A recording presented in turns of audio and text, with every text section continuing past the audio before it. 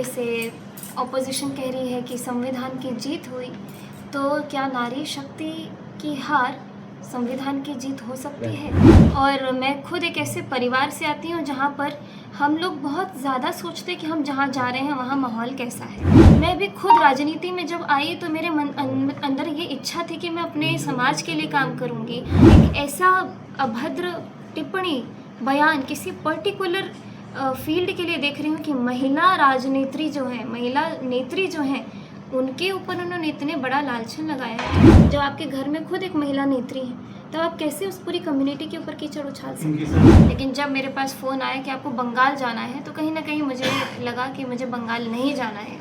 मेरा मन नहीं था, उतना मन मान ही नहीं रहा था कि मैं बंगाल जाऊँगी। बात तो मैं तो बंगाल रहती नहीं हूँ, लेकिन बंगाल की बच्चियाँ जब खुद कह रही कि हमको दूसरी सरकार चाहिए, हमको बीजेपी चाहिए, तब तो आप सभी लोगों को मेरा नमस्कार। आज गया जी में हम लोग एक प्रेस वार्ता के लिए आप सभी के बीच में उपस्थित हैं। मैं सम्मानित मंच को प्रणाम करती हूँ और ख़ासकर जो भी हमारी साथ में, मैं खुद एक महिला नेत्री होने के नाते आप सभी महिलाओं को प्रणाम करती हूँ।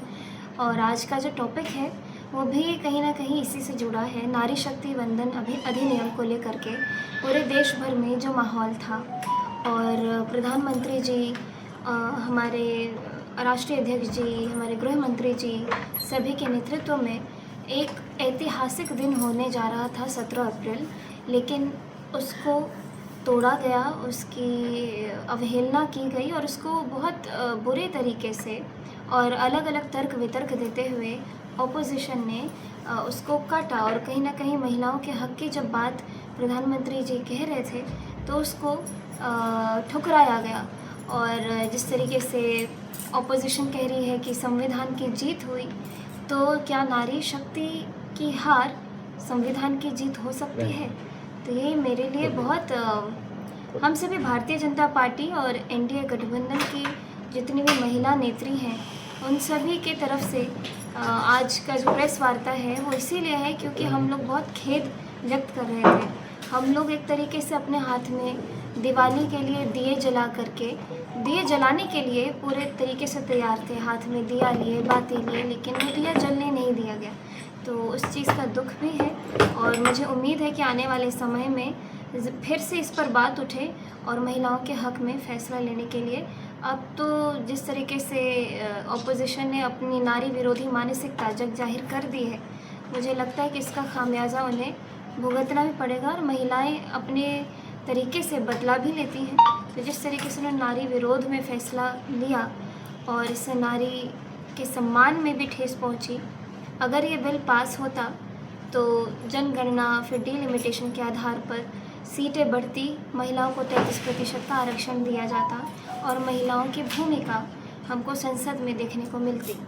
और अहम भूमिकाओं में नारी जो हमारी शक्ति है वो आगे आकर के अपनी बातों को रखती, महिलाओं के मुद्दों को संसद में उठाती। लेकिन जो जो प्लान्स थे महिलाओं को आगे बढ़ाने के लिए, जो जो योजनाएं, जो जो नीतियाँ, सभी जिसके लिए हम लोग बेसब्री से इंतज़ार कर रहे थे, तो उसको ठुकराया गया और उसको नेगेटिव वोटिंग की गई। तो इसके लिए हम सभी लोग आहत हैं। तो मैं चाहूँगी कि आप सभी लोग भी इस पर कुछ बोलें, उसके बाद हम इसको कंक्लूड करें। जी आप बंगाल भी टिप्पणी की है कि 90% महिलाओं की राजनीतिक सफर बहुत अभद्र। मुझे लगता है हम सभी इधर महिलाएं बैठी हुई हैं और मैं खुद एक ऐसे परिवार से आती हूँ जहाँ पर हम लोग बहुत ज़्यादा सोचते कि हम जहाँ जा रहे हैं वहाँ माहौल कैसा है। और मेरे पिताजी ने कुछ भरोसा करके ही मुझको राजनीति में आने के लिए पुश किया, प्रेरित किया। मैं भी खुद राजनीति में जब आई तो मेरे अंदर ये इच्छा थी कि मैं अपने समाज के लिए काम करूँगी, बड़े बड़े रिफॉर्म्स लेके आऊँगी। मुझे लगता है हर एक यूथ यही चाहता है कि जब वो राजनीति में आए तो कुछ बड़ा करके दिखाए। मैं भी उसी मंशा से राजनीति में आई हूँ, लेकिन जब मैं अपने ही राजनीतिक परिवार में एक ऐसा अभद्र टिप्पणी बयान किसी पर्टिकुलर फील्ड के लिए देख रही हूँ कि महिला राजनेत्री जो हैं, महिला नेत्री जो हैं, उनके ऊपर उन्होंने इतने बड़ा लांछन लगाया है, तो सोचिए कि मैं कितना बुरा लग रहा होगा, एक महिला होते हुए हम लोग को कितना ख़राब लग रहा होगा। तो ये तो सामाजिक मुद्दा है और मुझे लगता है कि ऐसों को तो आकर के माफ़ी भी मांगनी चाहिए और मुझे नहीं लगता वो माफ़ी मांगे भी तो हम उससे हम उनको माफ़ कर पाएंगे, क्योंकि उन्होंने बहुत ज़्यादा बड़ा आघात किया है। मैम, ये तो मीटू का भी दौर है, बड़ी सेलिब्रिटीज अपनी बातें रखी हैं, तो इसका उससे क्या लेना देना है? सच्चाई जो उन्होंने बयान किया है, जो मीटू में जो हम लोग यहाँ बात कर रहे हैं कि पप्पू यादव जी ने क्या बोला कि 90%, मैं तो बोल भी नहीं सकती हूँ कि पप्पू यादव जी ने जो बोला वो तो मैं आपके सामने रिपीट भी नहीं कर सकती हूँ। और आजकल हम ऐसे ऐसे दौर में हैं जहाँ पे सबको अपनी बात रखने का अधिकार है। कहीं पे बहुत सारे, मुझे मालूम है कि अभी हम एक ऐसे समय में जहाँ पे सोशल मीडिया भी बड़ा प्रबल है, तो क्यों ना जब किसी के अंदर कोई बात है, कोई किसी भी एक्सपीरियंस से गुजर रहा है तो वो अपने पोर्टल पे रखता है, पब्लिक पोर्टल पे रखता है। तो उसकी पप्पू यादव जी की मानसिकता देखिए ना कि उन्होंने एक तरीके से पूरा 90%, 90 में 10 ही अगर छोड़ ही दे तो आप बोलिए ना 100% के ऊपर लालच है, तो 10% भी क्यों छोड़े? जब आपके घर में खुद एक महिला नेत्री है तो आप कैसे उस पूरी कम्युनिटी के ऊपर कीचड़ उछाल सकते इनकी संसदीय जानी चाहिए? ये मैं नहीं बता सकती हूँ। बस महिला संगठन से सिर्फ विजय जी, हम लोग क्या करते ही हुए मुझे बहुत कुछ सीखने को मिलता है और मुझे बहुत अच्छा लगता है जब आप जैसे पत्रकार हमारे सामने खड़े होते हैं। आपकी बातों से हमको कुछ सीखने को मिलता है, आगे पढ़ने के लिए भी बहुत कुछ मिलता है। ईश्वर ने बहुत कुछ दिया है आपको, अब हम लोग क्या? दौरान आपने वहाँ चुनाव प्रचार में घूमी है, क्या वहाँ का माहौल है? मैं बंगाल चुनाव में जो मुझे पार्टी ड्यूटी दी गई थी उसके तहत मैं बंगाल चुनाव में 4 दिन रह कर के आई और वहाँ का माहौल बहुत अच्छा देखने को मिला। लोगों ने बहुत ज़्यादा अपनी अग्रीमेंट दिखाई है भारतीय जनता पार्टी के प्रति और बहुत स्नेह प्यार दिखाया है भारतीय जनता पार्टी के लिए, क्योंकि वहाँ के लोग बदलाव चाहते हैं। बहुत समय से वहाँ पे एक ऐसा शासन चल रहा है जहाँ पे प्रशासन भी बेबस है, वो लोग कोई स्टैंड नहीं लेते हैं। क्राइम होते हैं, क्राइम के अगेंस्ट कोई एक्शन नहीं लिया जाता। कोलकाता, बंगाल की महिलाएं भी इससे त्रस्त हैं और आए दिन आप लोग सोशल मीडिया पे देख रहे होंगे कि वहाँ की बच्चियाँ भी कुछ अपने प्रॉब्लम्स या फिर जो भी घटनाएं होती है उसको लेके वीडियोस बना के डाल रही हैं। किस तरीके से टेररिज्म वहाँ पे बढ़ते जा रहा है, किस प्रकार से घुसपैठियों को सिर्फ वोट बैंक के लिए वहाँ पे जगह दी जाती है और वही लोग फिर अलग अलग प्रकार के गलत कृत्य करते हैं। तो इसीलिए बहुत ज़रूरी है, वहाँ के लोग भी चाहते हैं कि बदलाव हो और बदलाव के लिए सभी लोगों ने आदरणीय नरेंद्र मोदी जी पर बहुत भरोसा जताया है और जितने भी भारतीय जनता पार्टी के कैंडिडेट्स हैं वहाँ पर सभी लोग बहुत बढ़ चढ़ करके चुनाव में अपना तैयारी भी किए और मुझे भी मौका मिला उन सभी के आपने पास। पोस्ट भी डाला था कि वहाँ पे मैं असहज महसूस कर रही हूँ। बिल्कुल, जब मुझे ड्यूटी दी जा रही थी मैं पहले महाराष्ट्र गई। महाराष्ट्र जाने के लिए बड़ी उत्सुकता थी मुझे और मैं गई भी तो बहुत अच्छे से और उसके बाद अलग अलग जगह जाके चुनाव प्रचार किया गया। लेकिन जब मेरे पास फ़ोन आया कि आपको बंगाल जाना है तो कहीं ना कहीं मुझे लगा कि मुझे बंगाल नहीं जाना है। मेरा मन नहीं था, उतना मन मान ही नहीं रहा था कि मैं बंगाल जाऊं, क्योंकि मैं अपने फ़ोन पे रोज़ आए दिन ऐसे वीडियोस देखती थी जहाँ पे लोग गाड़ियाँ तोड़ते हैं, शीशा तोड़ते हैं और एक तरीके से अटैक करते हैं। तो मैं चाह रही थी कि मुझे वहाँ की ड्यूटी ना मिले, क्योंकि मुझे असहज महसूस हो रहा था वहाँ जाने का सोच के। इसीलिए लेकिन वहाँ गई तो अपने पार्टी के लोग और लाइक माइंडेड लोग, बहुत सारे लोग मिले जिन्होंने बहुत अच्छे से उधर कंडक्ट मैथिली करवाया। जी, बंगाल की बात कर रही हैं तो वहाँ महिला ही सरकार है, आप महिला की बात कर रही हैं जी, और एक महिला जो है जिसे जितना अधिकार मिला तो उससे इतना आप त्रस्त हैं। मैं त्रस्त नहीं नहीं, हूँ।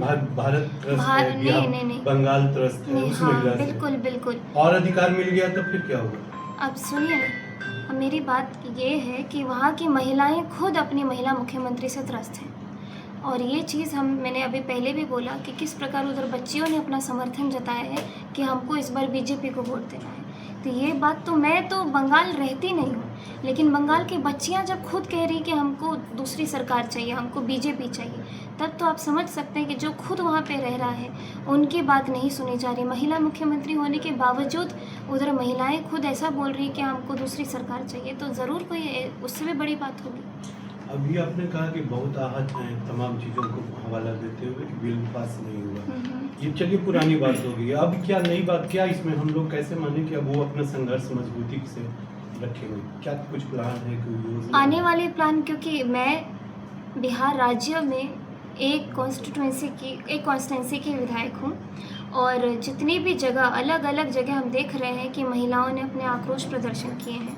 और मेरा आज आने का मतलब क्या था, अगर मुझे बुरा लगा इस चीज़ को लेके आगे भी हम लोग नए नए कदम उठाना चाह रहे हैं, इसीलिए मैं आज आई हूँ। वरना 17 अप्रैल के बाद तो अभी बहुत दिन बीत गए हैं, मैं कितने दिन के बाद आज यहाँ पे आई हूँ। इसे लगातार हम लोग चाहते रहेंगे, अपनी आवाज़ उठाते रहेंगे कि हमको महिलाओं के प्रति वो आरक्षण चाहिए। और मैं अपने केस में बोलूँ, मैं खुद एक ऐसी महिला नहीं हूँ जो मैं चाहूँगी कि नहीं सिर्फ आरक्षण से ही महिला आगे बढ़े। मैं तो इस मानसिकता की भी हूँ, कहीं ना कहीं यही सोचती हूँ कि जिसके अंदर टैलेंट है वो आगे बढ़े, चाहे वो पुरुष हो या महिला। लेकिन जब हम यहाँ देखते हैं कि अपने बिहार के अंदर क्या हुआ, माननीय नीतीश कुमार जी ने सबसे पहले देश में महिलाओं को जब पंचायती चुनाव में आरक्षण दिया, देश में सबसे पहले वो चीज़ बिहार में देखी गई और फिर वो पूरे देश भर में लोगों ने अपनाया। तो कहीं ना कहीं महिलाओं को जब आप उस नीतियों से जोड़ते हैं तो एक गारंटी रहती है। और जब हम डायरेक्टिव प्रिंसिपल की बात करते हैं, जो हमारे संविधान में होता है कि जिनको मजबूती चाहिए, सरकार को ऐसी नीतियाँ बनानी चाहिए ताकि उनको एटलीस्ट एक स्तर तो मिले, एक ऐसा सीढ़ी तो मिले जिस पे वो चढ़ सकते हैं। बाद में जा कर के तो बहुत सारे लोग फिर अपने आप उस तरीके से लड़ने लगते हैं, अपने हक के लिए काम भी करने लगते हैं, उनके पास स्किल्स भी डेवलप होने लगती है। इसलिए हम चाहते हैं कि इसको नीति से जोड़ा जाए ताकि 33% तो एटलीस्ट रिजर्वेशन हो और महिलाओं की बात संसद में रखी जाए। मैम